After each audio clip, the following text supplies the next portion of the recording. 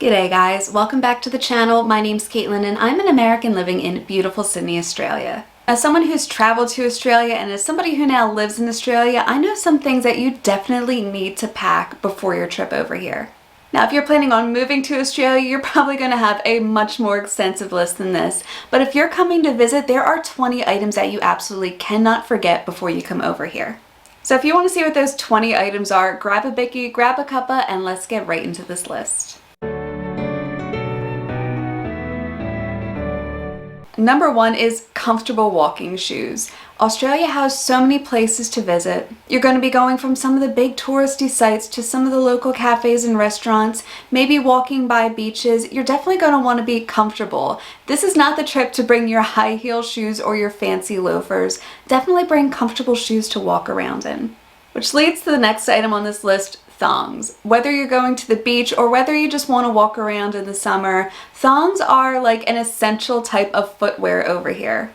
And by thongs, I mean flip-flops. You will see Aussies everywhere wearing these, from pubs to walking around in the city to the beaches and even just going to the shops. Aussies love wearing thongs. You will find them everywhere here. So if you want to feel like a local and also be comfortable, bring a couple pairs of thongs with you. One thing you absolutely need are clothes that have loose, flowy fabrics. Now, I'm filming this in the middle of winter, so don't mind me. But if you're coming over here in summer, it gets so hot in so many places. It can get incredibly humid, especially if you're going to places like Queensland or the Northern Territory. One of the biggest mistakes that I made coming over here for my first trip was I thought just wearing regular sundresses would be okay and didn't think about the type of fabric that those dresses were made of. It was heavy, it was thick, and I was sweating so much as soon as it reached 35 degrees. So if you're going to be bringing any kind of dresses over, make sure they're light and flowy. Guys, if you're going to be bringing shirts, you don't want to be wearing those thick polo type of shirts. Bring a couple of button-down Hawaiian shirts. They don't need to have Hawaiian prints on them, but something that's a light, soft linen, cotton type of blend. Next up is shorts, and I know some people who absolutely love wearing jeans. They live in jeans. They will wear jeans when it is like 40 degrees outside in certain places in the States. But you're definitely not going to want to do that when you come over here. Yes, bring a couple pairs of jeans, but bring a couple pairs of shorts as well. Because again, it can get so incredibly hot in some places that you're visiting. And we all know what it's like when you're traveling around somewhere on holiday. You're moving around a lot, you're going in and out of places, you're walking a lot more than you're used to, and you're probably sweating a lot more than you're used to. So those jeans are going to get funky fast. So bring a couple pairs of shorts, you'll be a little bit more comfortable and a little bit more relaxed. This next one is crucial, and I have like some very specific tips when it comes to this, and that is sunscreen. Australia actually has the highest rate of skin cancer anywhere in the world, and Australia has a very high standard for their sunscreen over here. So whether you're coming from the States or anywhere in North or South America or Europe or anywhere at all, bring a little bit of sunscreen, like enough to last you for 2, maybe 3 days. You don't need to bring a whole bottle with you because Australian sunscreen is amazing and it's still pretty affordable. It's some of the best quality of sunscreen that you will get in the world, and you want sunscreen that's going to be a minimum of 50 SPF, and you're going to be applying it a couple times throughout the day. So if you're coming over, just bring a little thing with you to last you for a couple days and then buy sunscreen here. Now these two just makes sense. Bring a hat and bring sunnies. It's warm and sunny in a lot of places in Australia. Obviously, a hat is going to protect your head. Sunnies are going to protect your eyes. I feel like that one is incredibly basic, but so many tourists seem to forget bringing one or the other when they come over here. Next up is a reusable, or even better, a collapsible water bottle. Obviously, you can go into 7-Elevens, you can go into the servos here and buy bottled water, but you can also drink the tap water over here. There's nothing wrong with the tap water in Australia. So bring a refillable or collapsible water bottle with you. That way you can fill it up in your hotel room, your Airbnb, wherever you're at, and just have it with you throughout the day. You can go into cafes, and most of the time they're more than happy to refill it for you. Once in a while you get somebody who's a little bit of a grumpy barista, but for the most part, if they're not busy or swamped, they're more than happy to fill it up if you're walking around the CBD. It's better for the environment, it's going to be better for you, and it's something you want to bring with you on the plane anyway, just to stay hydrated. So bring a collapsible, empty, reusable water bottle. Next, bring a beach towel, because if you're coming to Australia and you're here in summer and you're not going to a beach, it is a completely wasted trip. Australia has over 10,000 beaches and they are incredible, so bring a beach towel with you. I know that a lot of tourist shops here will sell beach towels, but do you really want to buy one with the Australian flag for like 20, 25 bucks when you can get one back home for like half the price, put it in your luggage? And even better, if you get those Turkish towels, they're so quick drying, they're practically sand resistant, and they're so easy to pack. They're lightweight, they're thin. I highly recommend bringing a Turkish towel with you if you can, but if you want to splurge and get one of the souvenir towels over here, go for it. Obviously, if you're coming over in summer, bring a swimsuit, which they also call bathers over here, because nothing is more disappointing than wanting to go for a swim and realizing that you didn't pack anything. So sometimes you can go again to the souvenir shops, but you might be paying like $50, $60 plus on a pair of board shorts or a bikini. Just make it easy. They don't take up a lot of room in your suitcase. Bring at least one swimsuit per person if you are coming over.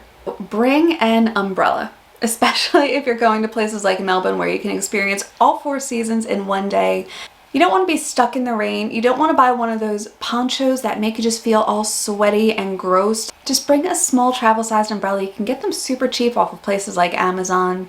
A small little one to put in your suitcase. Trust me, it's so worth the space, because you do not want to be stuck in the shops in the CBD and have to pay $20, $25 for a poorly made umbrella. Number 12 is insect repellent. And if you're going to the cities, it's not going to be something you have to worry about too much. But if you're coming to Australia and you're going camping, or you're going to the outback, maybe you're going to go hiking around Uluru, you definitely want to bring insect repellent, because the bugs here are god awful. The flies are terrible, and so are the mozzies. So bring a little bit of insect repellent with you, especially if you're going camping or if you're going pretty much anywhere out in the bush. 13 might not be a prerequisite for everybody, but bring hiking boots if you're planning on going for bushwalks, if you're planning on going hiking anywhere. Comfortable shoes can help, but there's some really treacherous terrain out there.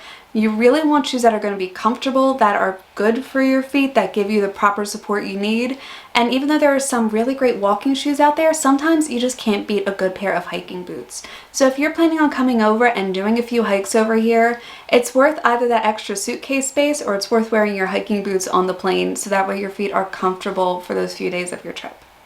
Aloe vera is something that you're definitely going to want to bring. Whether you're somebody who tans easily or somebody like me who burns easily if you're out in the sun for more than 5 minutes, bring a little bit of aloe vera with you. I know it's not always easy to find small containers of aloe vera, so get one of those little travel-sized containers that you can buy off of Amazon. Fill it up with whatever aloe vera cream you have at home and bring that with you. Obviously, you can get aloe vera gel here, but it's so much better to have a little bit of it with you on hand if you need it, than to feel that uncomfortable sunburn, have to run around to the shops and find some. Just bring a little bit with you, and then if you run out, you could always go to the shops and get more if you're over here. Next one is melatonin. Bring melatonin, because unless you're coming from a very similar time zone, which not a lot of people are when they're coming to Australia, your body is going to feel so out of whack for a few days. So if you bring a little bit of melatonin with you and start taking it, so that way you can adjust to Australia's times, you'll get sleepier when it gets dark out, you'll be a little bit more awake once dawn hits. It will be so much easier for you to adjust if you have that little bit of extra support. So bring some melatonin with you. You can get it here, but sometimes having a little bit on the plane to really start to adjust to that new time zone is going to help so much more than waiting until you've actually landed to try to adjust your body to Australia's time zones. 16 is get a universal travel adapter. They are so much better than trying to bring these different ones with you. I remember they used to have to sell them in multi-packs. You can get one little cube-sized travel adapter, and it has all of your needs when you're traveling. So trust me, investing in one of these is a lifesaver if you're coming over here, especially getting ones with USB ports on the side. I'll link the one that I bought on Amazon. This is so incredibly good. Just remember, if you're like me and you come over from the States, that converting doesn't work for things like hair dryers and curling irons. You're either going to have to buy a completely different converter, which is big, bulky, and heavy, or you can just buy like a cheap curling iron. You can buy a cheap blow dryer, hair dryer while you're over here, and chuck it up on Facebook Marketplace a day or two before you leave. Trust me, it is so much easier than trying to bring that extra converter with you just to bring your own personal stuff from back home. Now, motion sickness / seasickness pills. Obviously you can get those over here, but if there's a type of brand that you have at home that you're more comfortable with, that you know works, bring some of that. Whether you're going to be in a car for a long time, or even if you're going to Sydney, sometimes you have to hop on the ferries, and I know some people are very, very sensitive to seasickness. So if you're not sure, bring a couple with you. They take up practically no room in your suitcase, and you'll feel a little bit better having something that you know works for you and is reliable. Now, if this is the first time actually getting on a ferry, or if you're not really used to very long car rides, then there's motion sickness pills and whatnot over here, but I know for some people they prefer certain brands that they can get at home. So if that's the case for you, bring some with you. Bring a waterproof camera case. Now, if you're lucky enough to have one of those GoPros that's waterproof and has that special sort of lens on it, go for it. I highly recommend it. But if you're like me and you end up taking most of your pictures or videos on your phone, you're going to want a good waterproof camera case. If you're going to places like the Great Barrier Reef, obviously, why not take photos? Why not take some video?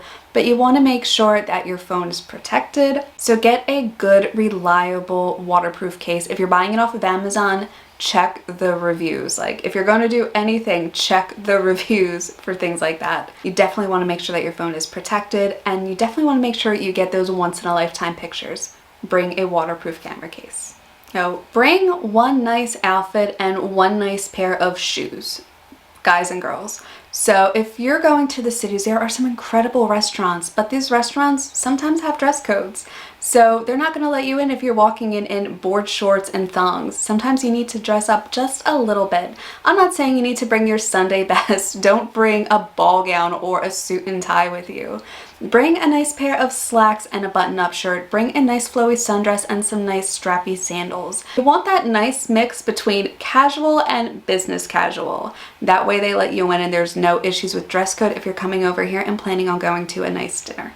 I bring this on every single trip I go, no matter where I go, and that is a prebiotic or probiotic pill.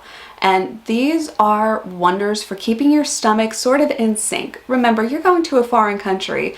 Even though they had chicken where you were from, these chickens aren't raised on the same type of land over here in Australia. Your gut is just not used to some of the foods over here, even if they seem familiar. So your body might feel a little bit out of whack after eating Australian foods for a couple of days. Your gut is very sensitive, you guys, so bring a probiotic with you. I remember Mark and I went to Hawaii and he started to really feel it after a few days. He just was not feeling himself. But I'd taken a probiotic every single day I was over there and I had no problems. I didn't have an upset stomach. I didn't have any kind of gut issues. Even when we both came down with a cold, my stomach was fine. So bring a couple probiotic pills with you, one for every day, and you will be set. You won't have to worry about having traveler's tummy. And last one is a backpack. Just bring a backpack. Trust me on this, you guys. You can use this as your personal item on the plane, but you're also going to want something to carry around with you if you're over here. Nobody wants to run back and forth to their hotel to bring a towel and their swimsuit with them. Nobody wants to have to constantly run back and forth to get changed in something new, to drop off their souvenirs. Just bring a backpack with you. It's so much more convenient. Even if you're like me and you carry a purse somewhere, make sure that somebody in your party brings a backpack. It is so simple to bring and is going to be so much more convenient than you realize. Just bring one. So that's it for this video, guys. 20 items you have to bring for a trip over here to Australia. Was there anything I missed? Let me know in the comments down below, you guys. If you guys like this video, please hit the like and subscribe button down below. It really does help support me and help support this channel, and I will see you all in my next video.